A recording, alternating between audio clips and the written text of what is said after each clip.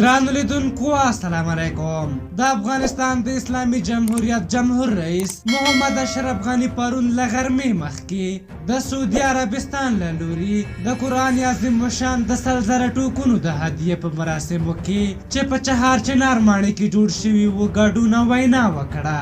جمهور رئیس غني دغه مراسمو ته د وینا پر مهال له خادم الحرمین او د سعودي پاچا سلمان بن عبدالعزیز السعود څخه د دغه ارزښتناکې او عظیمې ډالۍ مننه وکړه. محمد اشرف غني د افغانستان او سعودي عربستان اړیکې تاریخي دوامداره او دوستانه وبللې او څرګنده یې کړه. دغه سل زره ټوکه قرآن مجید او په پښتو او دري ژبو چاپ تفسیري شریف به د واضح ارزونې او پلان له مخې وویشل شي.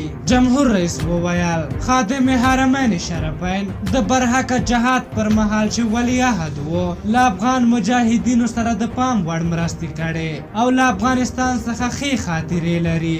دغه راز جمهور رئیس د عیدګاه پل خشتي شاهد شمشیره او نورو جامع جوماتونو بیا رغونې ته په اشارې وویل د جوماتونو جوړولو او بیا رغونې ته یې 40 میلیونه ډالره بودیجه ځانګړې کړې. محمد اشرف غني وویل په پروان کې د امام ابو حنیفه رحمت الله علیه مرکز تر کار لاندې دی او نور دیني مراکز به هم ورغول شي. هغه زیاته کړه افغانستان د مذاهبو د همکارۍ همزیستۍ اتفاق او اتحاد ځلانده تاریخ لري. د هیواد جمهور رئیس څرګنده کړه علما د ټولنې په ثبات او رهبرۍ کې د پام وړ رول لري.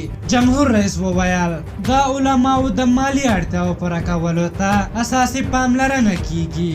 د مدرسو د نصاب په اړه باید واضحې نتیجې ته ورسیږو.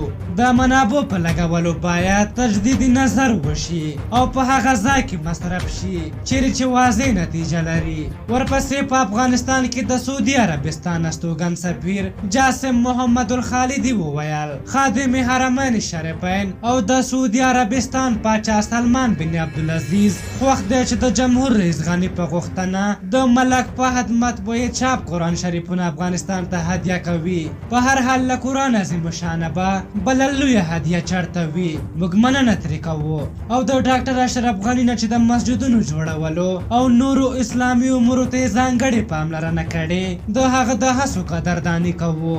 تاسو باور وکړئ چې کله د عیدګاه جومات ووینم زړه مې تازه شي. دلته ډیر داسې خلک شته چې ځان د اسلام او جهاد ټیکهداران بولي خو اما یو ورځ یو داسې نیک کار ونه کړ.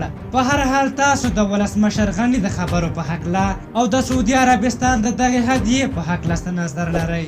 خپل نظرونه راته په کومنټ کې ولیکئ. که زموږ ویډیو مو خوښه شوې وي ضروري لایک کړئ. تر بلې ویډیو مو په لوی او بخښونکي خدای سپارم. د الله په امان.